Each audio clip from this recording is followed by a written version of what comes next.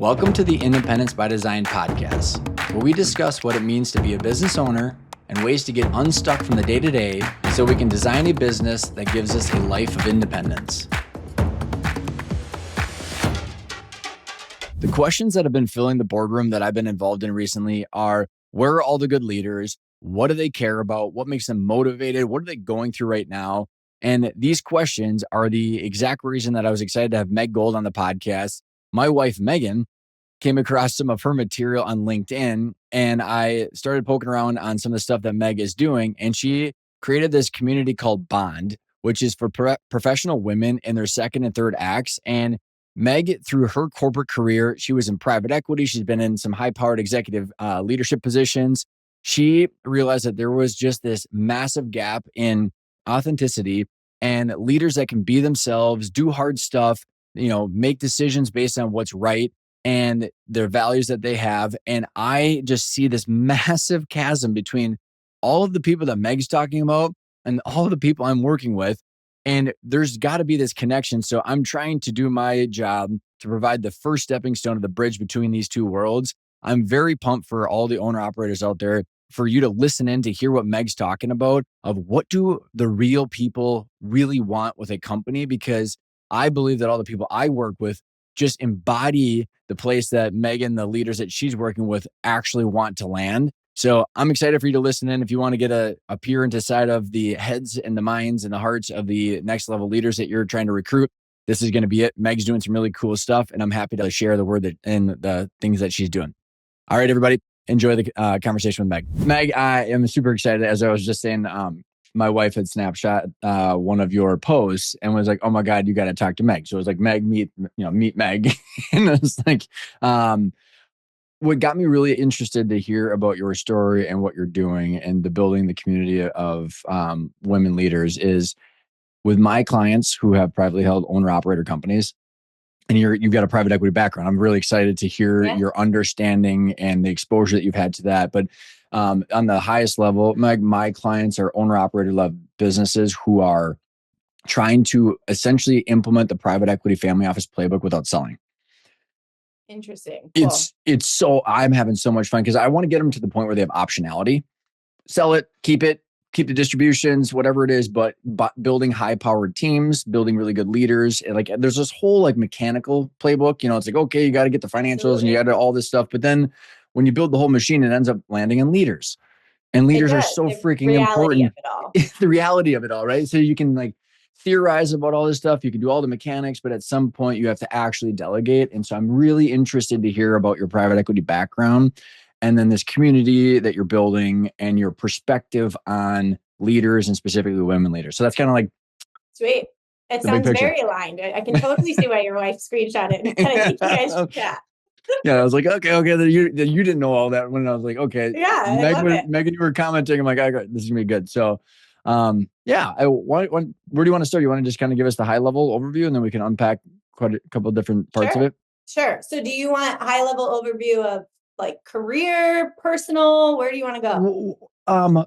When you said we had this on, you want to have this on the record, like we started going through the transit, the background and ADP and stuff like that. So maybe like, let's start with what are you building right now and why?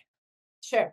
So my co-founder and I are building Bonde, which is a private community, private professionals club for women and women that are in the second and third parts of their careers. So not entry level, not women that are like really still trying to figure out where to start, but really having that 12, 15 years of experience like ourselves. It's like, all right, I have all this personal IP. I have all this lived experience, whether it's in corporate or door to door selling, whatever, my dad's business, all the different ways that like it's your life. Mm-hmm. And you get to a point where you're like, now what do I actually do with this? And in order to actually identify that, and then once you do, you need access points and you need that network. We just briefly talked about the power of it, and I know we'll get into it more, but you need that network and that shared IP and those access to be able to bring your idea to fruition to the point where you actually believe it's going to happen from like for real. And so the women that are joining Bonde aren't necessarily people that are leaving corporate. a good chunk are, or ones that are kind of dabbling in new ideas or founders themselves. They also can be people that are staying in corporate. So it's this Just shuffling things multifaceted. around. Exactly. It's this multifaceted of like, okay, well, do I actually want to like climb this ladder, or is there a different career pivot for me? Or do I actually want to get into startups within corporate? So it's not necessarily only just for people who are wanting to leave corporate and then going and launching. Mm-hmm. People are absolutely using the community and the access points for that. But it's also just a community to allow for resource sharing, access points in a vetted network to be able to get where you want to go next within this like second and third part of our life. I love it so much. So relevant to so many parts of my home life of what's going on, which is probably why Great. my wife is following you. And Good. I'd love to chat with her. yeah.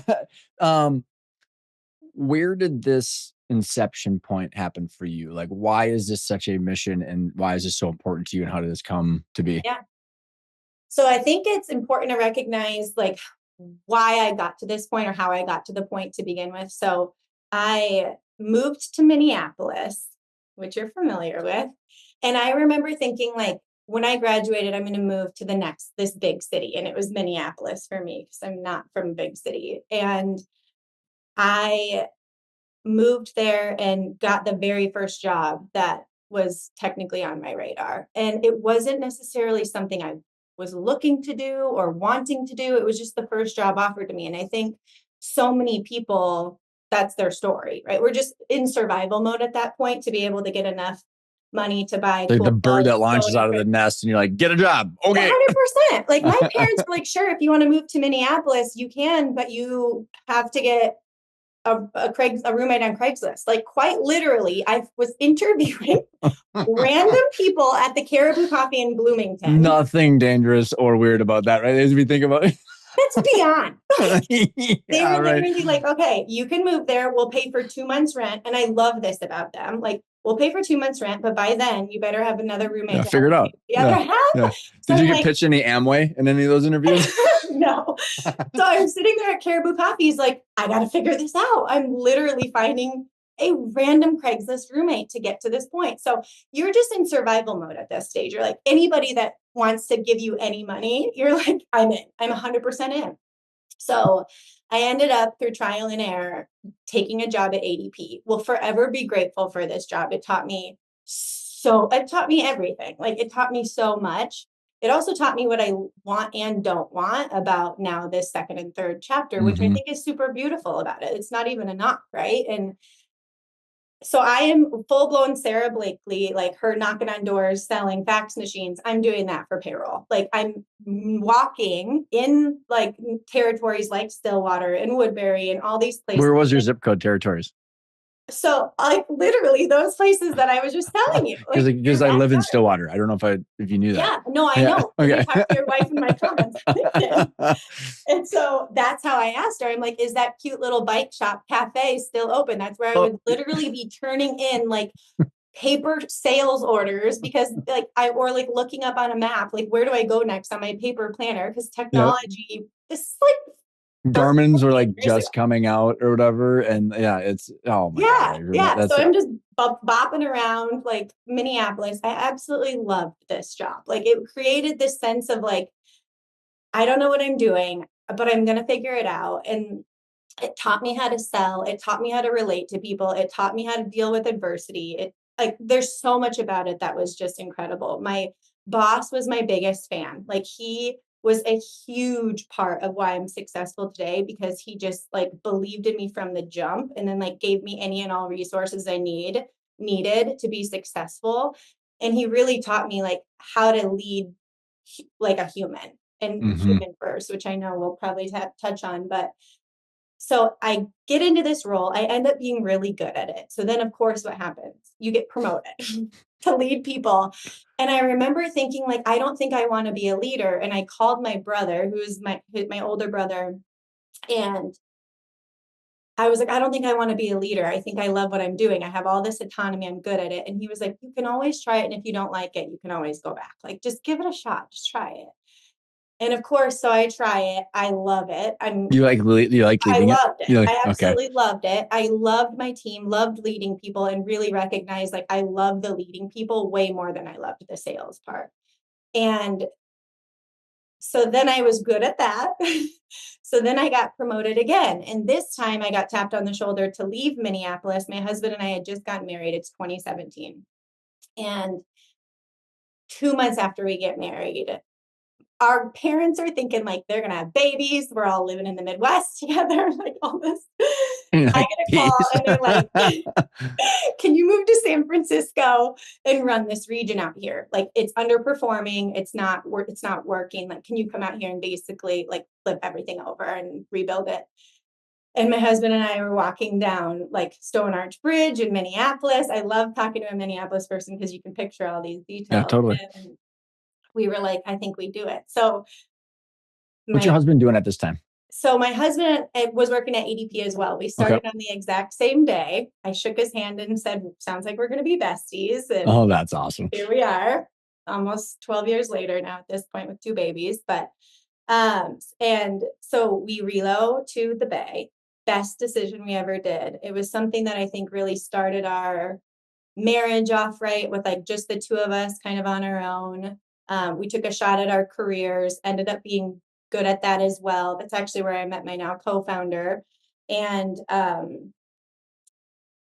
again, the trajectory and the reason I'm painting this picture is you start something out of necessity, you're good at it, you keep getting promoted through that process, and you never really stop to think a couple questions. Do I really want to do this? Is this something that I actually like picked? Or what did it just happen to me? And Mm-hmm. not that you're not grateful for it. But then the third and most important question that ended up hitting me hard was, how big is my network out there as I've been so heads down here? And so after about 13, 14 years, I'm working in private equity in the Bay now, like at ADP, supporting that channel, was good at that. Like all these things is like all the good things. But I got to a point where after having my son, I think there's always that life moment. I remember holding him and I remember very clearly thinking, if I'm not with him, I better love what I'm doing. And that was when like all those questions swelled in where you're like, Did you think about it prior to that? I don't think that I thought about it in a way that I was like going to actually take action. I think I always like would think about it or talk about it on walks with my husband, like, is this what I'm going to do forever? It was like those more types of Mm-hmm. questions, Kind of more flippant, like but like little reflective. less real. Yeah. This one was like, and like there was like action behind it. Like if I'm not with him, I better love what I'm doing. It just like hit different. And then it was like, what is that? Like that, and that was that. How did you process it in the moment? Did it bring fear, anxiety, action? Did you have a clear answer? No, I didn't have a clear answer, but maybe this is my personality. I didn't have a clear action, but it created, or a clear answer, but it created action. So, and my husband's so good at this. He's such a great partner for me because he knows that my action, like me in motion, creates answers, not necessarily the other way around. And so I Did you know that about yourself? resigned. I don't, I don't know. That's a good question. I think this was one of the times. Yeah, I think maybe because even think about the Craigslist thing. Like I got the rent Yeah. before Well, you the, were in sales too, Meg. Like, yeah, yeah, I just think that there's something because I mean, we talk about Sarah Blakely. I mean, my family business was copiers. 400 phone calls, 15 appointments, 7 net news, 5 proposals, 3 closes every single month, or you're fired. Like, and net news is the word net news is giving me PTSD. yeah, pizza. Did you log it in the CRM, Meg? Yeah. But there, like, I think that I'm digressing. I want to come back to your question or the comment is, I just think sales, like, you have to. Yeah. Like, there's just no option not to. So, like, when I hear like your background, I was looking. I mean, just like it makes sense. That's why I was saying, was it conscious that you create action and you figure things out, or was it? And like, is that how? Like, so I your don't think husband? it's conscious. I think it was always a part of my just life. Like I'm Mhm. to your point, even this story, I'm getting the roommate or I'm getting the apartment before the roommate. And like, I have a deadline, I have quota, Yeah, I have 2 right. months, like I have to figure it out. And like, you just do it. And so I think that I've always been really good at being like under the gun, under pressure, having the end goal that I need to attain. And then like, okay, I have to go figure that out. And so that was kind of probably how I operated in this moment. So you're looking at you say son? Yes. So not a clear answer that you wanted to keep doing this. You want to start acting. What was it?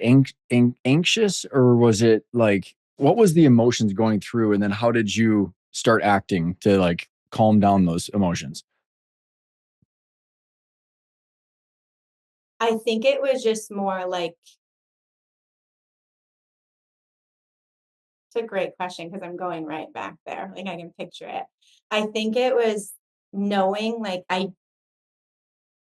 this is the moment. Like this is that question. If like, what was the moment that made you go from that to this, that this is that moment.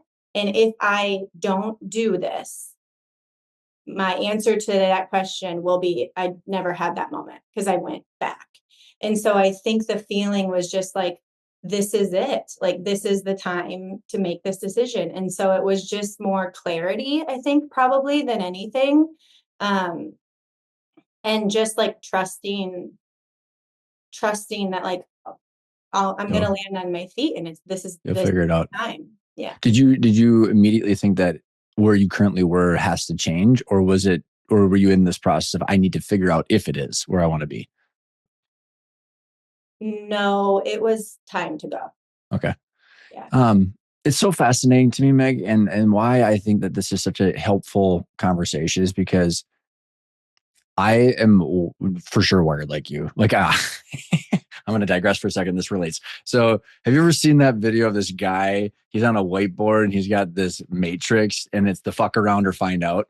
No, I've seen like the crazy hot. Yeah, I think it's the same guy. But I'm it not might be exactly the sure. same analogy. So I actually, I feel maybe ashamed to admit that I showed this to my 9-year-old girls because it's out of 10. So it's a matrix of X, Y axis. And he goes, okay, if you would like to find out at a 7, you need to fuck around at a 7.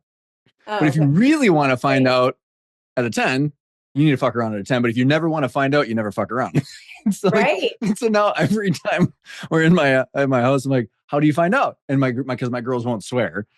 So they're like, Dad. But like, what's so fascinating to me is it is just this action that I'm hearing from you, and why and as we move towards your community, what you're doing is like, it becomes paralyzing to people, and I don't resonate with that because I would rather just deal with all of the crazy complications of figuring things out versus the resentment and the anxiety that I get from staying still.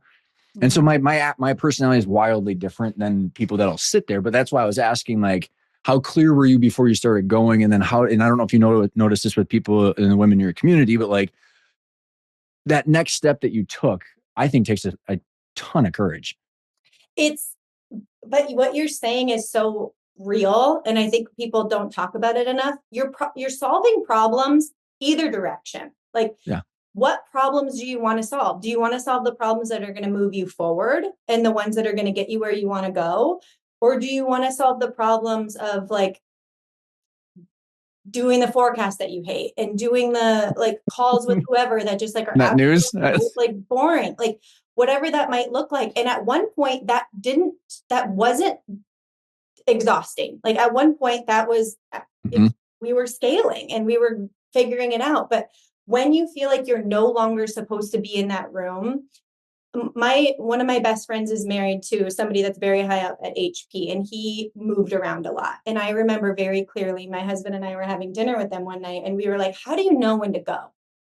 Because he was like at Staples and Groupon and all these different things. And my husband asks great questions, and he asks straight up, like, how do you know when to go? And he said, when I'm the smartest person in the room. when I find myself being the smartest person in the room is when I know it's my time to go. And I remember thinking so often, like, not that it's in a cocky way or a confident way. And he even prefaced that later by, explaining it, but it's when you're bored, like when you feel like you've done all these pieces. And some people, the know when to go is a promotion. That's why it doesn't always have to be that you're leaving and like blowing up the Something house different. and like Yeah, something building different. something else. But that's, in my opinion, such a clear sign of like, I'm now in the wrong room. And if you, out of fear and paralyzation, stay, you're still solving problems. It just feels like problems you know how to solve because you're not leaving. But there's something so inspiring, and maybe it is a personality trait, but there's something so inspiring about solving new problems and problems that are getting Mhm. somewhere Mhm. next. Mhm. Like that is an addicting feeling. I um love it. To resonate with like the clients that I end up dealing with, the owner operators, and that are they have the same, like they have the same situations going on where like they have that and they're like, oh shit, I own this thing and I have 100 people's payroll tied to this machine that I now have a visceral reaction to.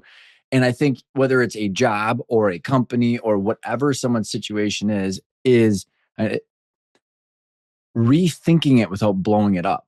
And I'm curious on how you think about that. We're like, how do you process before like what is there a certain thing that like a decision tree that you process before acting and like moving the rooms? Because maybe it is the right room. You just have to like recalibrate the perspective.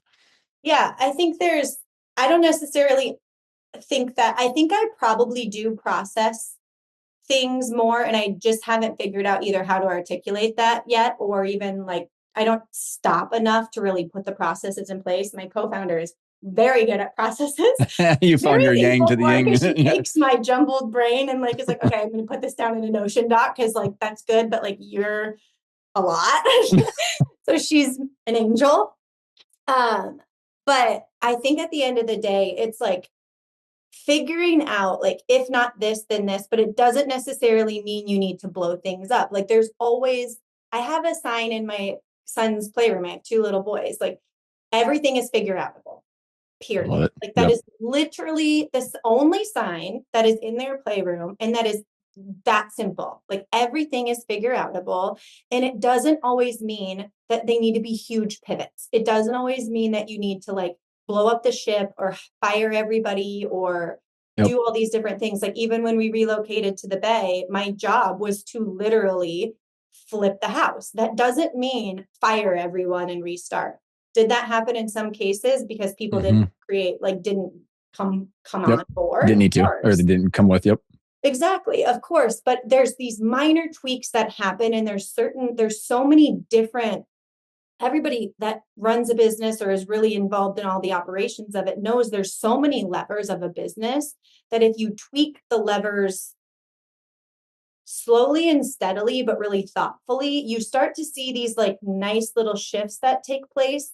And that I think is super important. So many people are like, oh, this social media strategy isn't working. Oh, this, The um, whiplash. Just yes, let. like, oh, this Yeah. isn't working. And I Yeah. would call that hot potato management. And it freaking drove me crazy because it was like, Hmm. oh my gosh, here you go, hot potato. You're throwing things around. Like you're not actually thinking about things. You're not sifting things from corporate down to your people. And like, okay, Yep. do they really need to know all that? Or like, can you filter Hmm. it? And I think there's something really important as a leader, founder, human parent to like make these small adjustments and these small shifts rationally, not emotionally. Keep a cool, calm, collected head about decision making and adjust things slightly, adjust things slightly and watch and go from there, but not be nervous to try new things. Like it's okay if things don't work. That doesn't mean it's bad. It's actually great that you found that out. There's a quote that I love, and you will like this from like a sales strategy as well, but I think this goes also with like operational shifts.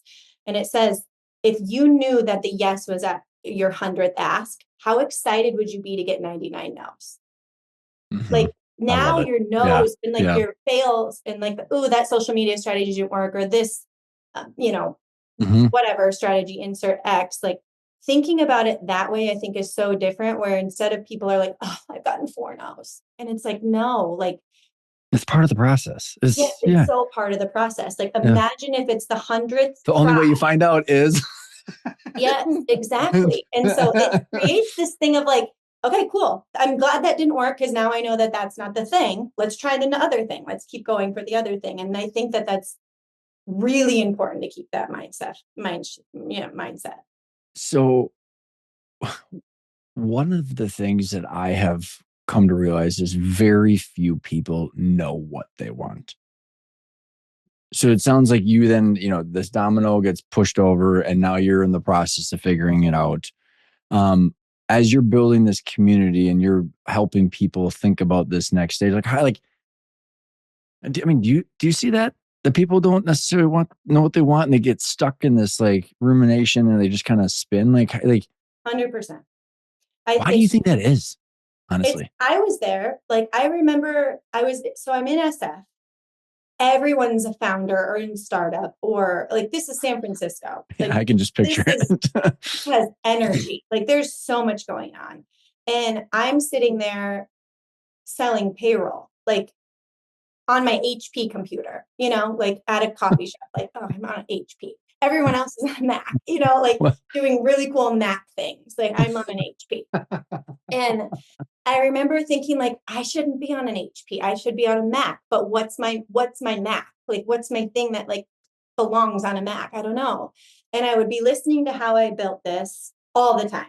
Like, when I would be walking, when I get my nails done, like, I was always listening to Guy ask these questions. And I would be even overhearing conversations at coffee shops with founders or people thinking about starting a company. And I always remember thinking, like, this is not a mean thing. I always remember thinking, like, they're not that great. Like, unless you're like Elon or somebody like crazy genius, of course. Like, everybody's just trying things. But the only thing they're doing is doing. That's it. Like, the only thing they're doing that I'm not is physically doing it. That's it. And so I remember thinking, like, if they can do it, why can't I? But then here's your question. What's my what, right? Like, what is my thing? And I would be walking with my husband, and he loves real estate. He loves investing in real estate, talking about real estate. And I was always so jealous because I was like, how'd you find your like thing? Your thing.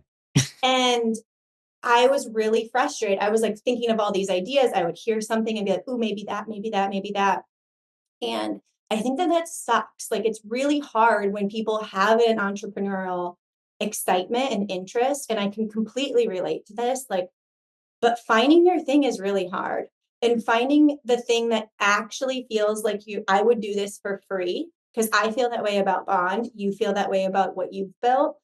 That is really hard to find when you're trying to find what your thing is. Some people, it comes natural, or they happen to find it or stumble on it.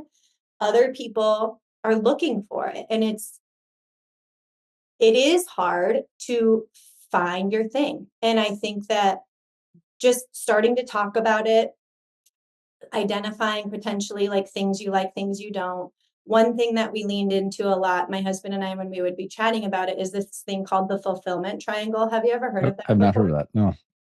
So it's the fulfillment triangle. You can look it up. It's where opportunity meets potential meets, oh gosh, here I am like gonna butcher this, meets your experiences. So like, Ooh, yeah. truly what, and maybe that's not exactly. You ever heard of the Ikigai? No.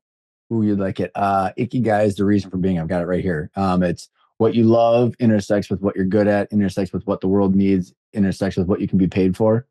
Oh, and that's amazing. It's a Japanese term, and there's no word for it in America and US.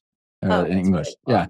Yeah. But anyways, it sounds very, very, very similar to the fulfillment triangle. And so it's thinking through like, all right, well, yeah, there is this swell of my life that I've always loved to do this, or this has kind of been something that's been natural to me in all those different layers. And so I think there are certain things out there that can help people be in those lanes rather than just being like, oh, I want to build something because it's the easiest thing to make money with right now, or something I want to do. But I feel like that has to feel like another job at some point versus something that you'd be like, I'm going to build this and do this because I love it or because I want How it. did you go through that process? What was the combination of reflecting like this versus effing around to find out? And like, was there Yeah. a process of kind of balancing those two? Yes. And then all of a sudden, none of that mattered. And then Bonde came. So there, it's like a balance. So here I am walking around this is when I'm pregnant and was like kind of having this swell of like, am I seriously going to do this like forever? Right. Like this ADP thing, I don't really know. And he's doing the real estate stuff. I'm talking fulfillment triangle, listening to how I built this. I'm like, and then I have the baby. I'm like, I'm not doing this. So then I'm listening to how I built this on mat leave, like hard. Like, I'm like, this is bad. And so I end up just saying like action. I'm leaving. I don't know, burn the ships. I got no plan. And so then that's when I looked up, Ryan, and was like, holy crap, my network is so narrow. It's not like I don't have a network. It's just so narrow. It's ADP people or people that are in HCM or people that have left ADP and went to another company that's similar to ADP. Like that's who I got. Or people from college that are doing stuff that's just maybe not necessarily aligned. And I was like, I did not look up ever. And so my advice to so many young kids is like, you have to look up and out so often. It's so incredibly critical. Even if you don't think you're ever going to leave, it's still so important to look for other people's perspectives, different job functions, industries, et cetera, because you just never know. And so I leave corporate. I don't know what I'm going to do next. And so then I start doing what everybody does, which is start LinkedIn messaging people being like, hey, I left, let me know. Want to talk. And somebody that I sold payroll to in Minneapolis, he was a one employee guy. So like a tiny little deal. He was like, you were always so inspiring. Like I still reference my sales call with you with people like How good to does this that make you day, this feel? That's like awesome. 13 years later. And he's like a one employee S corp, like this small account. And he's like, I am doing a venture firm. And so we have multiple holding we're a holding company with multiple clients in it. And I would love to bring you on to help us with our go to market and our revenue and all that stuff from like a contract perspective. And so Cool. then I was like, okay, I'll start to open a 1099. Here's action first. Like then I'll create a 1099. We'll go from there. I'll bop open a website just to legitimize myself for anybody else that might be potentially looking for this. And off I went. So then somebody that I hired back at ADP, which was Parnian, my now co-founder of Bonde, saw that I was doing this consulting work. She starts being a Bonde member before it even existed. And she proactively introduces me to her company, which was TaskRabbit. And she said, Meg's one of the best leaders I ever had. We have to get her in front of TaskRabbit. Like she needs to be involved. So her and I start picking up conversation. And then I start building out my consulting business. So that was kind of my like bridge between the filling here. You're doing stuff. You're where building. you're bringing in something. Yeah, Yeah. exactly. What I think is let me, super helpful. And I'm really excited to unpack a part of this. So let me give you a couple of my observations. So from personal networks, like I'm turning 40 this year. So we're all very similar. Like all of my friend groups, we got a very large group of friends from college and a very large group of friends from my wife's high school. Amazing human beings that are all in this stage of life that you're talking about, which are the same stage that so like half my clients are our age that have companies that are looking to grow, and the other half are more on I need to figure out how to transition this to someone else. But everybody's kind of dealing with this like age group of like, okay, it's either going to be the leaders that are going to build this company, or it's going to be anyway, let me go back to what I was going to say. So the inability for my clients who freaking need good leaders, they can't find them. And then everybody I'm talking to on my personal side, like, I hate my job, or like, this is, and I'm just going like, the recruitment situation is so screwed. And so many people are dealing with on the leadership side, what you're talking about, we're like, they don't have a network. And I can't relate to that. Cause like, I can't relate to that. I mean, like since I had sales and then what I've been doing, it's like, it's so plentiful. I don't know what to do about it. And so like I watched this and it's like watching this supply demand situation with no communication in between other than recruiters, which don't help people with like, okay, well, what does someone want? Like, let's But you put, know what I think it is? No one's being authentic. No one. yeah, So like if companies, that's what's happening. Like you just yeah, said I two agree. audiences. Yep. If Yep. they just started to talk to each other, like things would start to go down. So like here's the example. Like I was on a call and someone was like, "How do you make leadership more human?" And I'm like, leadership is human. Like, and it's What a great does that mean? question. But Yeah. I mean, it's a great question because society has created that to be an actual question. Fair point. I actually was listening to who the hell was it? Naval Ravikant, maybe. It's like, how do you ask a sapling to be more of an oak tree? It's like, well, Right. it's a freaking oak tree. It's just not Yes. there yet. But like, at no point is it not an oak tree. And it's just, No. and like, I agree with you, Meg. And like, yeah, it's wild to me because that's why I was excited to have you on because like it seems like you're beachheading into this, going like, we need real leaders. Like all of my clients, it's like, if you want to keep your company and you want this thing to grow and you want to not be the freaking person that's doing all this shit, we need to find these type of people. And Yeah. then it's like, well, where do you find them? And then you go to these recruiters and it's like it's AI bots But here's creating the the thing, resumes and they're not AI bots creating okay. So then you know what I would tell them first? They're not finding those people. You just said it. The recruiters right. find them. So like immediately right off the bat, those leaders need to find that talent and like they need to get the followership first. I'll give you an example. Parnian, Yeah. my literal co-founder of Bonde, I am in SF. You know, I have to flip house. I meet the region for the first time ever in December. The first time I meet them is the Christmas party, the holiday party. I am in an ugly Christmas sweater, like meeting the region that's looking at me like, who's this Midwest person coming to the Bay Area to tell us what to do? Like, get out of here. And I'm like, I know I'm getting looks. This is like, I'm walking into the lion's den. How 100%. was your ugly sweater though? Was it good? It was a ridiculous ugly sweater, which means it was great.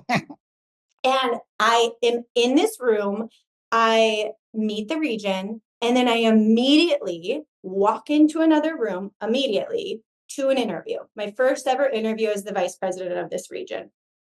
It is Parnian, my now co-founder. She just moved all the way, drove from DC to San Francisco, full blown basically living out of her car. Quite literally, like all her stuff is still in the car. She's like just trying to even find her footing. We get in the room and I'm like doing the interview stuff. And finally I was like, you know what? Maybe it was because it was a fresh start. And I was like, the only way I'm going to actually be effective here is if I freaking just am dead honest. Like I'm done. I'm not going to do this corporate stuff. People are either going to be I'm going to get followership or I'm not. Like I don't have time to not do this. So I look at her. I'm like, here's the deal. I just moved here from Minneapolis. I just met the region for the very first time. I'm in this ugly Christmas sweater. Here's what I'm tasked to do. Are you in or are you out? Literally, this is my first interview to somebody that's going to report to me. Do you know how many leaders would be like, you can't do that? You can't tell her like that you're about to flip the region and do all these things. Like you can't be that vulnerable and open on an interview. Like you have to be the polished one. And like no, it's like I'm talking to her like I'm grabbing a beer with her and like an Yeah. airport layover. She sits there and she pauses for a second. She looks down and she's like, I'm 100% in. From that So moment awesome. forward, she was 100% in and she helped set the expectation. She was like my rabbit, like all these things. Every interview from then on, that's exactly the expectation I set. Like you're either in or you're out. This is the reality. And it's not cutthroat. It's not like a bros thing. It's just this is the reality. Here's what we're up Telling the to. truth. Do you like it? Like, and then what they are like is like, oh, she's actually telling me what's going on in here. There's authenticity. She's pulling the curtain back. I like her. Like I'm in. I have immediate followership with this leader and vice versa. And so I think corporate has created this like no one feels safe. The leaders don't feel safe because they don't want the employees to judge them or make them feel like they are not good leaders. And then the employees feel safe because God forbid, am I actually? Like, I don't know. Right. So if everybody just started to be way more authentic and way more like, here's what's up. Here's what we're actually trying to accomplish here. Here's what I need from you. are you in or are you out? The other person's immediately like, I'm 100% in. Just because you're a real person, I'm down. And now you guys are good. And you've created this authentic relationship that you're doing it together. And that, I think, is what's missing so much between what you just said, between like the leader and the owner. But not, I can't agree with you anymore. Like my whole, I have a like full body, like Full visceral body, agreement. yes. Yeah, full body, yes, like a whole hell yes. And let me give you a couple examples, and because I want to talk about then how do we deal with this and how do we help solve this problem? Because so, it'd be interesting to hear your perspective because of your private equity background. So like most of the people that sell to private equity totally effing hate it because the owner operators that I work with get to be themselves all day, every day. I just got done with an interview this morning with a guy named Matt, who he wrote the book ADHD Entrepreneur. He was bad at everything, and he created a $18 million car auto body shop, sold it to private equity. They fucked the whole thing up in 6 months. Every one of the employees left besides one out of the 100 and some. He got done with that. He started again, and now he in the last 8 years, he's now 36 million. And you want to know what? You look at it because we talked about leadership, and it's like, well, you look at Matt, like who wouldn't want to work for this guy? Yeah. He's himself all the time. Right. That's And amazing. so, and it's so, so I think there's this whole, like, as the private equity machine has come through and all of like, there is actual like financial struggles, in the privately held space of like cash flow juggling and all this stuff, which why private equity comes in, all this stuff. But like the true spirit of business and I think our economy is in these privately held owner operators who can literally do whatever they want. And that's why I love my clients. But then what I think is an interesting bridge that you and I are bringing together is like they're trying to find these people that are the next gen leaders. And like, I'm like, I look at them, Megan, I'm like, you all have literally what everybody wants, which is like, you're not private equity. You're not breathing on people's necks. You can totally go in there, be yourself. And what I'm trying to promote to them is start a freaking podcast and YouTube channel about what it's like to work there. Because I even look at my own friends, they're terrified to go quit and go work somewhere else because the chances of it being the same, if not worse, is so high. Yes. So like, what do you think about, there's a lot there, but like, I'm sure there's a couple. I think they also need like, do they, I'm getting hot. I have a space heater. I'm going to shut this off. I'm getting actually like. And you're in SF. I'm in Minnesota and I've got a space heater. Come on, that makes sense. Hot and upset about this. I think there's a couple ways that you can do this. I got a lot of great talent to work for me because of the people who work for me telling other people to come work for me. Mm-hmm. And so I know that sounds really obvious, but like really making sure they're leaning into that. And this is going to sound way more corporate, and it's even not, but it's more corporate than I want it to sound. Like, do they have some sort of an employee reward system in place to like get their employees to just like, in like a pretty good one, like a sizable one, not just $500. Not a Starbucks gift card? Yeah. I even just said $500. Like, give them money. Like, they're going to help you. Like, get rid of, I'm not going to say get rid of the recruiter on. It's really broken. And there's always a couple good people here and there, and I found some of them, but it's still broken. So keep going. So like, here's something really, really wonderful. Like inside Bonde, the reason that we love it is because people have the ability to actually say, hey, I'm considering going to work at this company, search the company within the portal and be like, oh, there's somebody that works there. I'm going to actually talk to them and say, what's it like to actually work there? Right. That's up to them to have that conversation. Like, what's the maternity leave like? What are the leaderships? Like, what's the leadership like? Just in general, all the different questions that you might have. Same thing goes with job recs. So we have the ability for people to actually post the jobs on the portal or even say, can't recommend this company enough. Like that's happening all the time. So it's not just like, hey, what's it like to work here? But it's also can't recommend this leader enough, can't recommend this company enough. Like you should go work here or what have you. So it's also those layers are like, I know the leader directly, don't even apply on the platform. Like just let me make the intro myself. So it's creating this like natural connection point where it feels really like thoughtful and curated. So putting your employees in rooms like Bond proactively. So we have a lot of companies that actually pay for their members to join Bond. Number one, to give them resources like Bond and like allow them in rooms that they wouldn't have otherwise had access to. But a small side thing is like, wow, my company's like sees me, is sponsoring me, giving me access to this resource. They already like enjoy working there. Then they feel really like proud to be In paid it. Yeah. for. It's literally the opposite of what, it's like, it's really just like fear versus love based because like so many people I know, like not my clients, but like other people that I'm connected with personally, where like the company won't let them do things because out of fear of losing them. And it's Right. just, it just self perpetuates. Well, that just guarantees the resentment to build versus like, hey, I'm getting, it's just so 100%. ridiculous. Yeah. Yeah, like we just recently had Kim Chappell, who's this chief marketing officer of Bobby Formula. She's got a huge platform, like really, really big following. And Laura Modi, the CEO there, absolutely is at risk of losing Kim because Kim is known and like really good at what she does.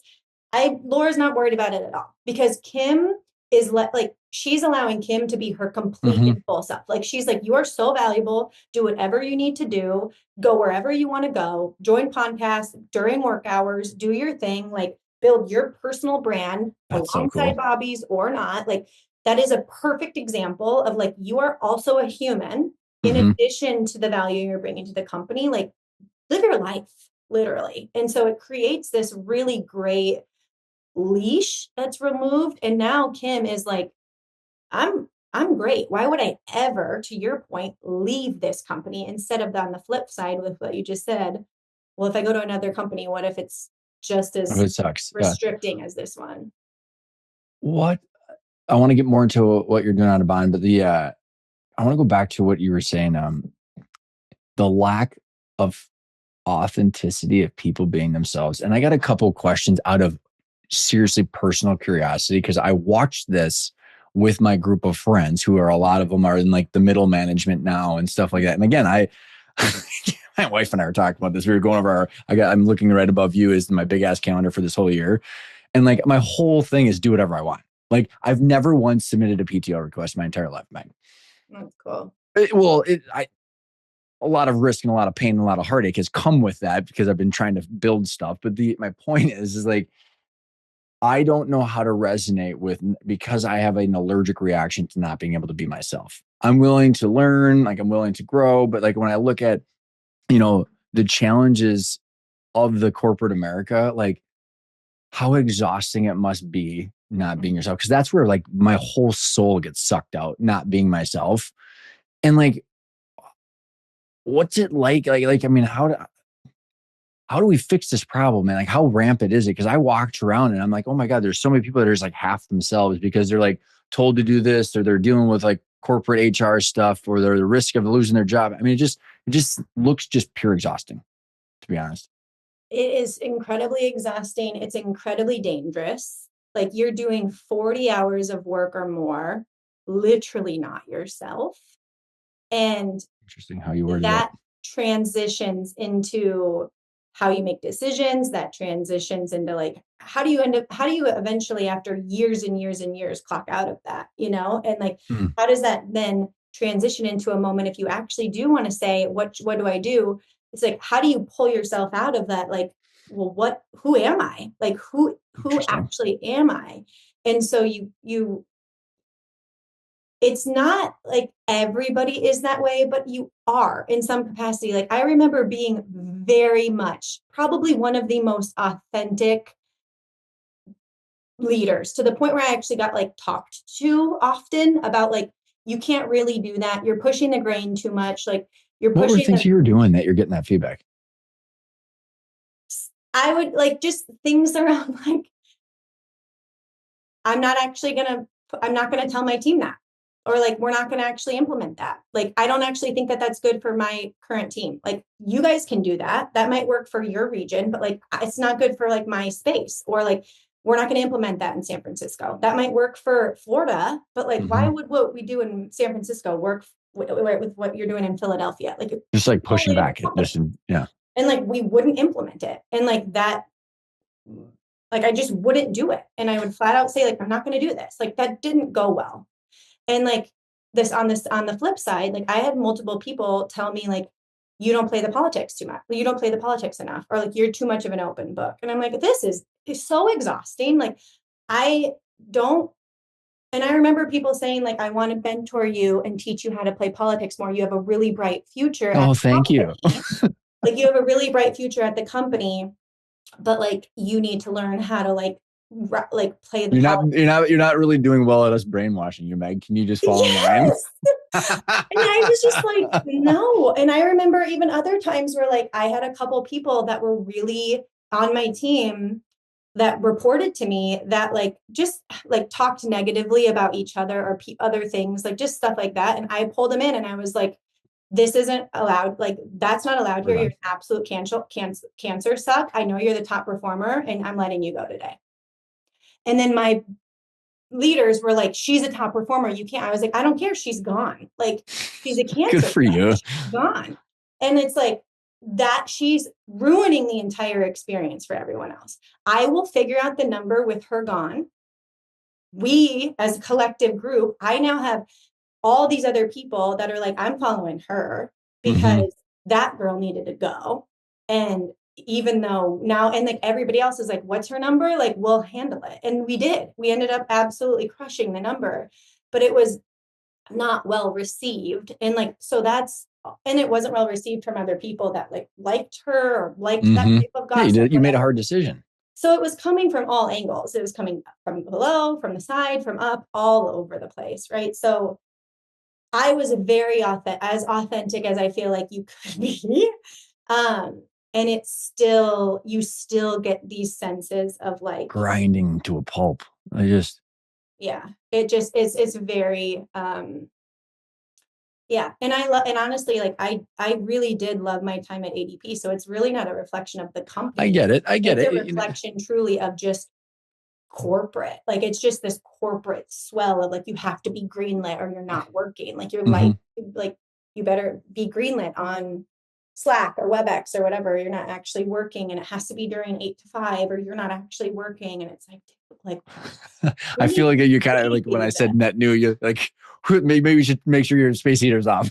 Yeah, yeah, Well, I'm so appreciative because what I believe, Meg, well, like, and I look at what you're doing and how needed this is for, I mean, it sounds maybe too like for our society. Like we need people to be happier.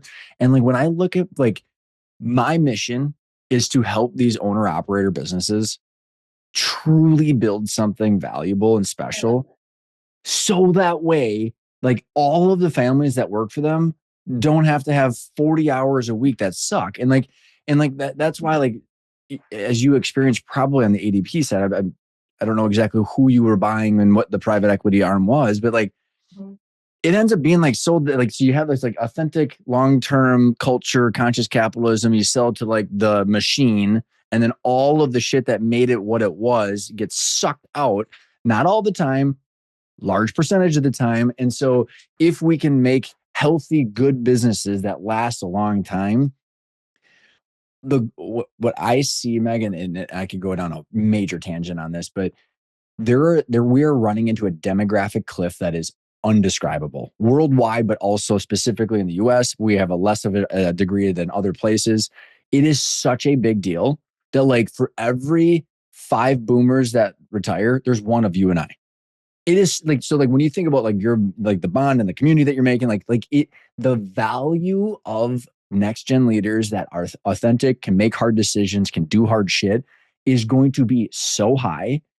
It really is an opportunity of a lifetime for people like you and your community.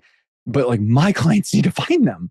And so I'm Yeah, sitting here going like, this has to be solved because everybody's like 60 or 65 and you go, okay, well, when they all retire, if you don't want to sell to private equity or your largest competitor and fire all your employees, like I had to fire 90 employees, or out of my 90 employees, I fired 60. It was the worst. It was horrible. And so I appreciate what you're doing so much because I want people listening in to realize that like the middle market company that can build something special can attract the people that you're talking about because what you're experiencing is real. And it's not just about the 6-figure salary. Mm-hmm. Yeah, but leaders like myself included, like this is something that like fires me up because I think like the leaders, the owner operators, like, and I'm happy to take calls from them because I think it starts also with like just having conversations around like, here's just naturally how you show up for real. Like even just the examples I gave of like in the interview, like just be 100% real, like really. And that's, or fire the person in your, like, somebody that I really leaned into at ADP that was a great leader of mine. He said, like, an inch of cancer can kill a 300-pound man. Like, so like lean into it, right? Like just those sorts of things around like it's so much bigger, like finding the right leader, finding the right followership, all of those things like are all, it's very similar to what we just talked about, like moving those operating pieces also become like starts with creating like those culture dynamics where your leader feels like they want to show up in that way. Mm-hmm. But I just think the overall like swell is they need to find each other, which is what you're saying like right now in this like Interesting. Yeah, in yeah. this way, because they're there. Like there's so many even members in Bond that are like, they're amazing, authentic women. That's literally why they're buying into the community is they're like, Mm-hmm. I am done with the The nonsense. bullshit. I'm Yeah. done with like this perfect, like that's why Bond is not a networking group. Like a networking group is like, put your name tag on, show up your perfect self, like show that you are do well and like try to get the next promotion. Like that is corporate. Like that, if that's Oh, what you it's so, like it's, go please continue to work at corporate. But yeah. if that is not what you want to do and you get in the car after those things and you exhale and you're like, okay, now I can finally be myself, like don't even apply. Like don't. But like I love it. the other side is like, if you want to exhale in community and actually be like, okay, this is where I can actually freaking be myself and have real conversations.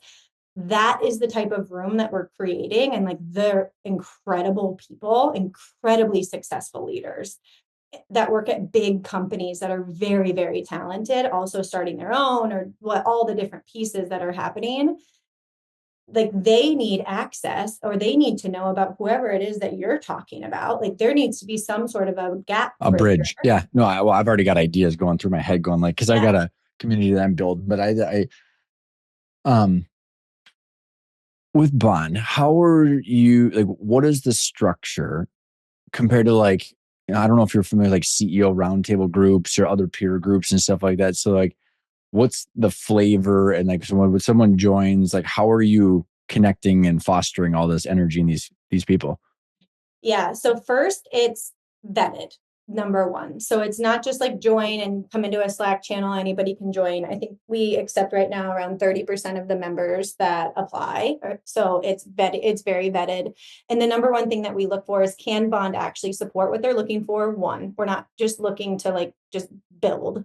And then number two is, are they just authentic human beings? Like, and not that it's just, are they actually looking for the same type of like, I'm going to be unfiltered. I'm going to shoot people straight. I'm going to like actually show up and become like get where we want to go together Mm-hmm. collectively. So when they go through the Bond platform, it's not a Slack channel. It's actually a Bond community, like a Bond app. And they have the ability to find each other on a directory. We do small group sessions. We bring Cool. keynote speakers like Kim Chappell from Bobby. We do different courseworks, like different, like 0 to 1, which is people like we just talked about saying, I have this idea. I think I want to bring it to Mm-hmm. fruition, but like walk me through from a legal perspective how to do it, from branding, from go to market, like all Mm-hmm. these different pieces, anything even from like a personal branding course. So there's different courses, everything you can opt into, that's all on the digital layer. And so there's a lot of different pieces digitally that people can access from like a nationwide piece. But I think what's really unique about Bond is we also offer in person through retreats. And so just allowing people to be able to, we have one coming up in Palm Springs. They're very, what I think women like myself, like beautiful and luxury and like not corporate at all. There's no name tags like at all. And it's just something that allows us to be able to like break bread together, clock out. Not everybody's mothers, but obviously if our age demographic is 34 to about 50 in that kind of age range, Mm-hmm. an amount are, and just be able to just connect and do life together for a few days. And it creates this like band of brothers kind of like dynamic where we're like, I understand You what actually you're like each other. and I actually want to help and like let's like get things done. And then at the same time, we also have somebody like we have human design coach that's coming in Palm Springs that'll actually walk us through like what is our unique human design on like how we're designed to lead and how we're designed to make decisions and how we show up in adversity. And so it's not just let's clink glasses by the pool the whole time. Everybody's actually walking away saying, all right, this is how I become a better leader, a better version of myself, even as a partner or a business owner, or all the different pieces of whoever it is that I am. So we're perfectly balanced between this like professional layer and personal so that it feels exactly what we are, which is just a whole human and authentic. So it doesn't feel, You walk. I mean, it's just real. Yeah, exactly. I mean, I don't know what there was one of the things where is it real? I mean, like, I just find it, I love what you're doing. I love the progress. I also just like at the same time, I go, I cannot believe how big of a vacuum there is for this stuff. Mm-hmm. With the women leader that you're coming across, I mean, how isolated these people feel prior to this? I would say very isolated, but I think everyone's just craving authenticity. So it's a little bit of both. One of those things. Yeah. Cause it's like, yes, it's women feeling isolated. Of course, we have conversations about the fact that like, there's no seats for women at the table. Quite literally, this is still very much freaking happening, by the way. And like, there's 2 seats over in the corner for the women, literally in rooms. Like I've experienced this myself regularly, but like, so that is very much still happening, the women dynamic. But like at the end of the day, even just humans themselves are just craving like, where is this authentic room? We're talking about it right now around like, where can I actually show up and be myself unfiltered? How am I really doing type of conversations that I'm not being judged, on the other end of the call.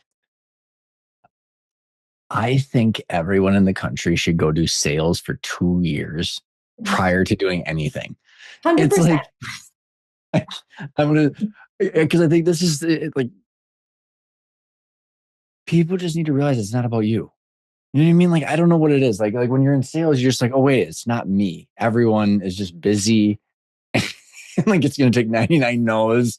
Yes. And like, I mean, Meg, I remember this, I was 22 years old. It was my first year selling. I almost hit quota.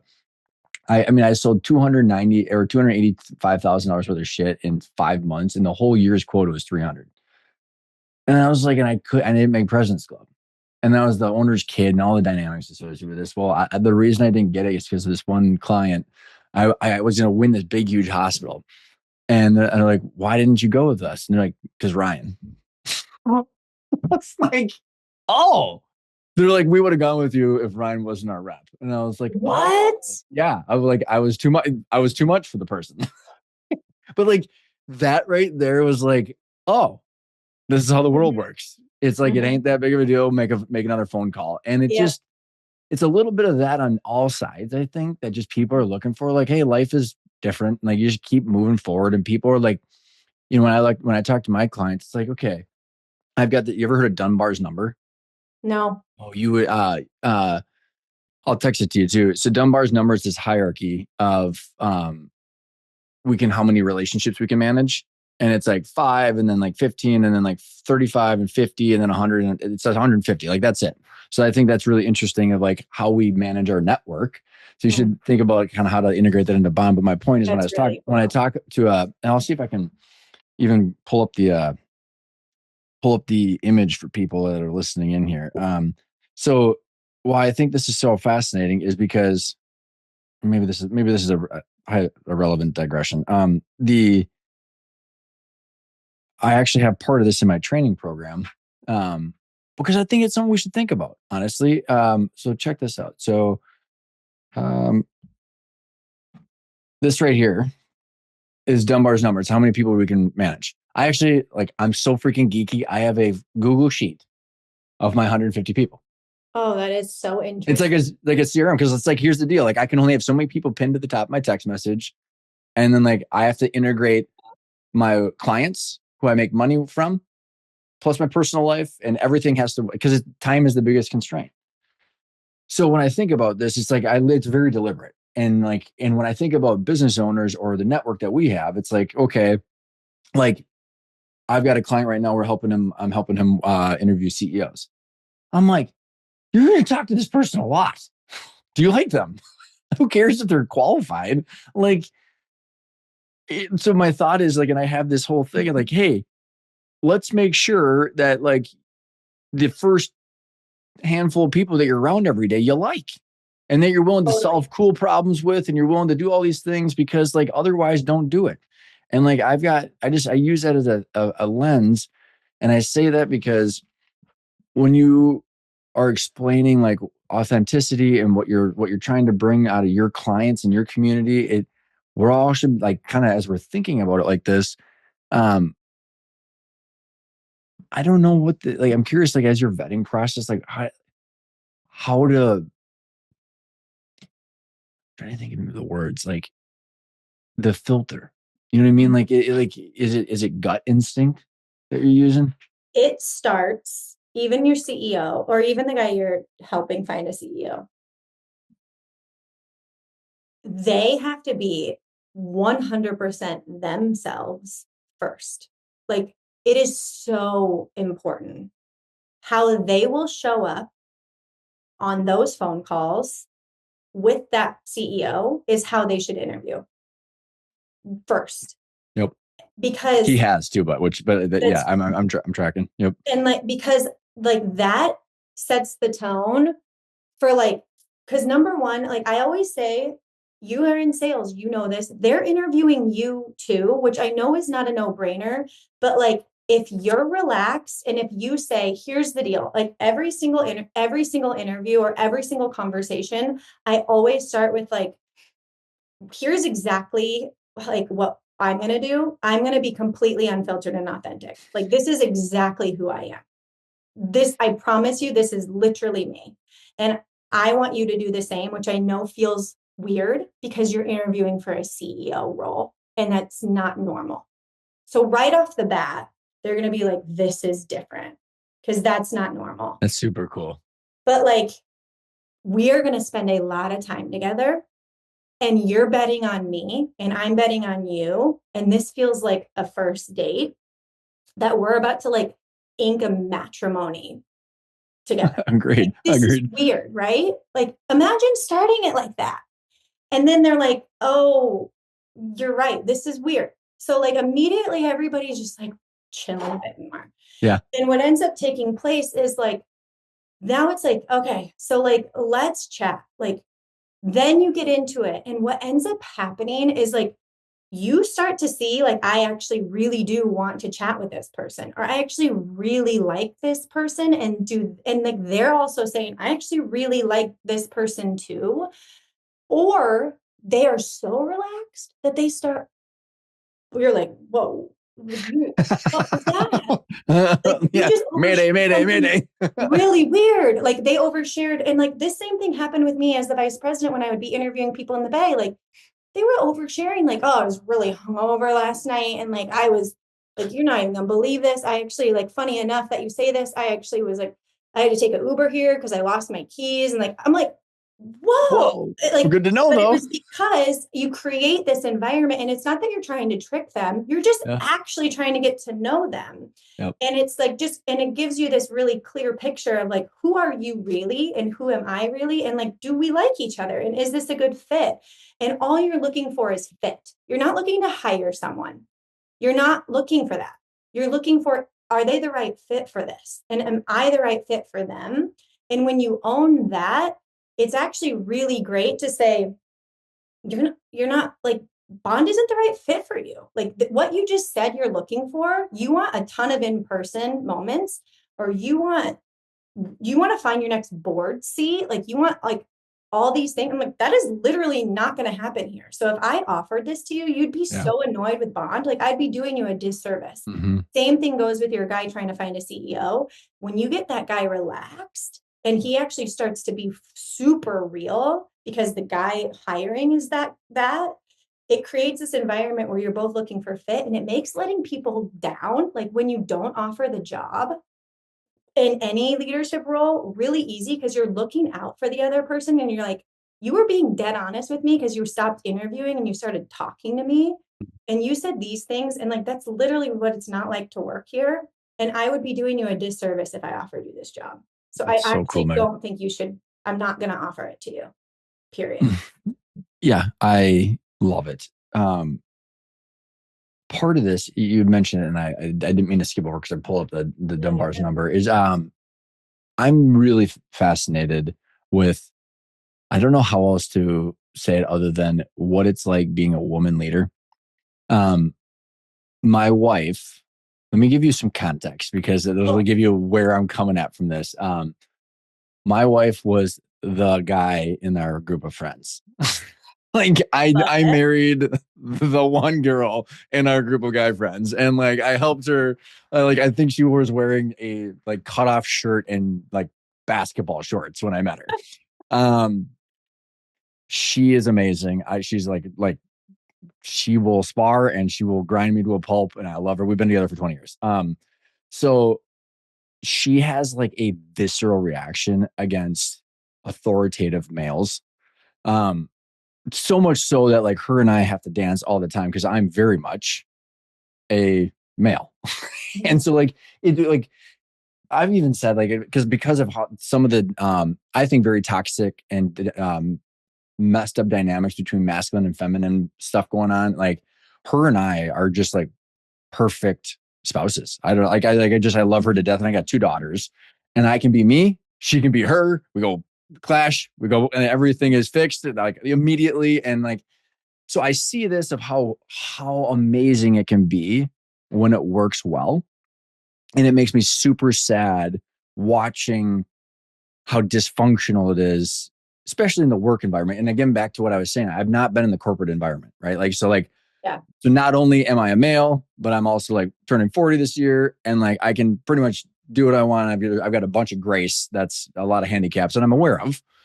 And so watching how she's in a male dominated industry, and like, and then watching her different careers that she's gone through, but also my clients who have female leaders. And I have also, and also my last comment is I've also had quite a few women that I work with most of my life. I don't know if it's because of how I work with my wife, but like, I'm even one of my buddies, like, let me guess, you deal with all male. I'm like, no, I got quite a few women I work with. Like, I love it. Yeah. And so like all of that I'm offering up to say, I really am curious to hear how you're helping, like, what's your thoughts on women leadership, your community, how you balance the dynamic of the healthiness versus like you guys rising up and doing what you need to do. I think there's a concise question in here, but like, is this landing at all? It is. It is. It's everybody is just in different environments. Like my best managers were guys. They just were. And I'll just say it, like my worst managers were women. So it's not, and I don't like Not that's black and white. okay to say. That's just my reality, and like it's not, but then at the same time, like every single woman that reported to me was so freaking kick-ass and like amazing. Like, and so I don't know if I have the same men versus women like I viewpoint necessarily, You're because just looking at through the authentic lens. And then the reason I was yeah, asking, because you got a women community. So it yeah, could be a perspective there of like, exactly. And you should ask that. And I think a lot of people obviously, and that's why I think my co-founder and I were like, we are solving, we want to talk about, like, we love beautiful design and we want to go on a retreat for women, and we want to talk about things that women love to talk about, um like in like I struggled getting pregnant, like my husband and I struggled getting pregnant, and so we built Bond for us. Like me and Parnian built Bond for us. We are two women, like right off the bat, right? So yeah, that's for women. And then at the got same it, time, if you're going to build something vetted, it does need to be for something or buddy. Yeah, someone. you have to And pick. so You have what to does that actually look say like? yes to certain people, right? Exactly. And so then I was like, I would love to mentor. I loved mentoring women. It was just like naturally who I enjoyed mentoring, and I connected like really well with women. I found myself regularly in rooms with men as leaders, my peers, wanting to. We had an open rec, and they would always say, we should hire him. He has great followership. That was it. And I was like, well, hold on. She has great followership, great statistics, great this, great this, great this. And they were like, oh, you're right. You're right. We should actually give her the job. So I did have a couple light bulb moments in corporate where I was like, oh my gosh, if I wasn't in this room, Just blind to it. she literally wouldn't have gotten this promotion. And she 1000%, and they all agreed, was the one that should have gotten it. And so I don't think they were intentionally not trying to promote her. I just think they were thinking about him. Hmm. And maybe I was also thinking about her, right? And so it's not even necessarily, maybe it is a bias, but like there needs to be equal representation in rooms, probably for that bias, or like I am naturally was mentoring her, just like they're mentoring him and vice versa. And there should be some very intentional cross-pollination so that we start to create a more of a well-balanced perspective. But if I flat out was not in that room, she literally would not have gotten that promotion. They would all have, like, if they were here, they'd be like, she's right. Hmm. And she's one of the, by far, best leaders at the company still to this day, like one of the most important That's awesome. leaders. That's And awesome. so there are real life examples of it. Was I ever like actively like looking for female versus male? No, I honestly wasn't. Like, did I actively promote and find myself in rooms with more women than men? Yes. And I think it's just because I just enjoyed them more and just naturally worked better with them.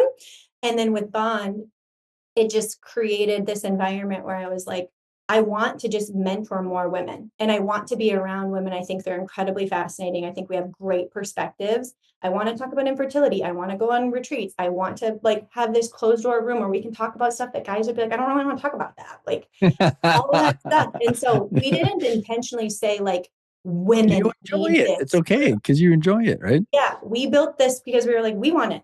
Like, we want this room of authentic conversations that we can talk about. That I don't think I would bring this up if like you were in the room.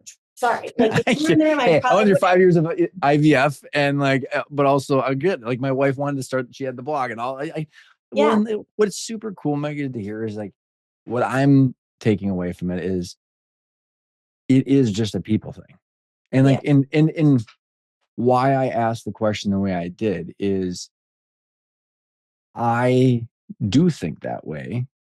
And sometimes I like the narrative is I should be not thinking that way as well. It's just a people person. I don't, I am truly blind. Like, I just want to like, it's just all like, are you authentic? Are you a good person? Or do you have like intrinsic motivation? Like, I don't care who you are. So like, yeah. and then like, it really shouldn't be any more complicated than that. And that's why it was just fascinating I wanted to hear like, what is it like being a woman as you're building women leadership? I mean, like you have like really successful people. And I was just And I curious think that you're thinking about it different. Like, and you are an anomaly. Like most, there's a reason I was the only one in the room, and that's I think where it's like there is still very much a huge problem going on where it's like I shouldn't have been the only one in the room to even like bring that up, you know? And I think that that's the part that is a whole segment, of course, like on its own. So I don't want to like diminish there is a serious, like, if you just look in the corporate sector, it is everywhere that like women are literally just yesterday, a full blown table full of men and two chairs sitting over. Everyone's the same level, same level, and the men sit and like the women go sit over in the corner. Like they're all the same title. Like they should be sitting at the table, you know? And like literally yeah, like this is interesting. 2025, you know, like this is crazy. So it is 1000% still happening. I'm not downplaying that. I just think my answer to why we ultimately built Bond was not to be like this like feminist Hmm. movement. We Hmm. wouldn't have like this like swell of that, but this is without a doubt like a very necessary and very real still very, very bizarrely real. Bizarre is the number one word there. Like Mm. wild that this is still very much a real thing. So It you is have so. daughters, like just continue. Your wife is, sounds like a badass. So just Oh, continue to I am full of very, very strong-willed yeah, women, and like like just my let even them my know they can 9-year-old. literally do anything. They're totally capable of whatever they want to do, and remind them like take a freaking seat at the table. Oh, I am very worried about the males that they're going to come across, because they're going to have to be some serious men who are Yeah. capable of being okay Well, having that's a good. It very. sounds like you're a good example of that. My husband is we'll, very as we'll well. see. It's an effort is what it takes. But I